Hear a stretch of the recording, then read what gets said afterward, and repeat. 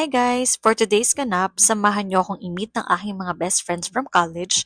Hapon na nga nung nakapag-decide kami magkita-kita. Mga around 5 p.m. na ata ito. Maga kasi natapos sa klase niya yung isa naming friend na naglolo. Dito na nga palang meeting place namin sa workplace ng isa kong friend. At dahil nga bigla ng aming lakad today, wala pa kaming plano kung saan or kung ano ang gagawin namin. Nag-decide na lang talaga kaming magkita-kita kasi minsan lang na magtama ang aming mga schedule. Ayun na nga, dumiretso na ako dito sa isang room kung saan nag-stay ang isa kong friend at ako na nga lang iniintay nila. Late yarn.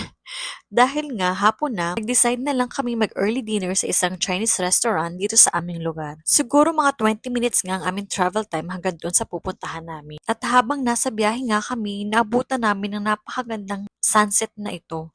Guys, nakaka-relax talagang tingnan ang paglubog ng araw.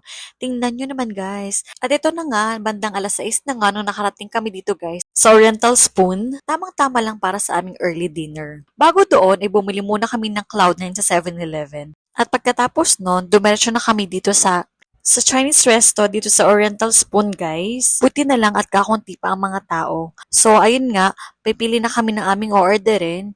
At before yon, binuksan muna ni Bessie ang kanyang Cloud9. At ano nga yung nangyari, Bessie? Mukhang buhay pa yung Cloud9 mo, ah. So, ito nga pala yung in-order namin, yung chow fries, sweet and sour pork, salt and pepper chicken, and dumpling noodle soup. Meron nga pala silang complimentary tea before i-serve ang in-order nyo. Cheers for the gram, syempre. I recommend this Chinese resto, guys. Authentic yung mga sinaserve nila itong mga foods and also accommodating yung mga staff nila. Mga pa third time ko na atang nakakain dito. For about 15 to 20 minutes, nerve na nila, isa-isa yung mga in-order namin. Grabe, lalo ako nagutom nung nakita ko yung mga foods, guys. Itsura pa lang, nakakatakam na. So, ayan na nga, guys. Ang yang chow rice nito, super duper guys. It's a must try. Grabe, ang sarap niya. So, hindi na kami nagpapatumpik-tumpik pa. Sinimulan na nga namin ang pagkain at talaga namang hindi na namin papatagalin pa. Galit-galit muna kami dyan, guys. Tingnan nyo naman, guys. Hindi naman halatang masarap yung foods nila. Wala kaming tinira. Ngayon ko lang pala nakain yung Cloud9 ko kanina na binili. After nyan, ay nag-decide na kami mag-coffee para naman matanggal yung kabusugan namin.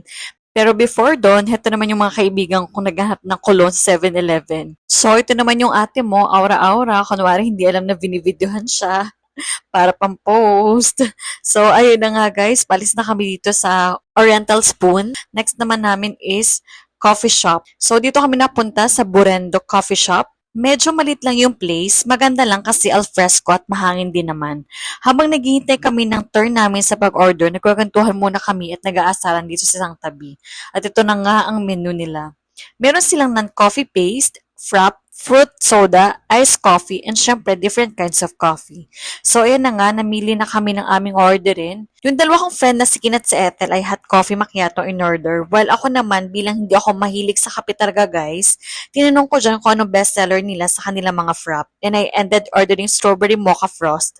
Yun din daw kasi ang bestseller nila. Siguro mga 15 minutes ay na-serve din naman sa amin ng aming mga orders. And then dumiretso na lang kaming kwentuhan at kamustahan sa mga ganap namin sa aming mga buhay. No dull moments talaga pagkasama mo sila. Actually guys, dalawa mang sila sa 7 kong barkada nung college. Pag kami ang nagsama-sama, talaga namang naku, tatawa ka ng tatawa. After mga 30 minutes, nag-decide na din kaming umuwi kasi mga may gagawin pa. At ayun na nga, natid ko na ulit yung friend ko dito sa pinag-i-stayan niya. Nagbabay na nga nang biglang naalala ko yung susi ng sakyan, naiwan ko pala sa room niya. Ayun nga, napabalik ulit ako. At ito na nga, yung isa kong friend na si Ethel, motor lang ang dala kasi namamahalan daw siya sa gas pag kotse yung dala niya. Thank you sa pagsama sa akin ngayon and see you in my next vlog. Bye! Mwah!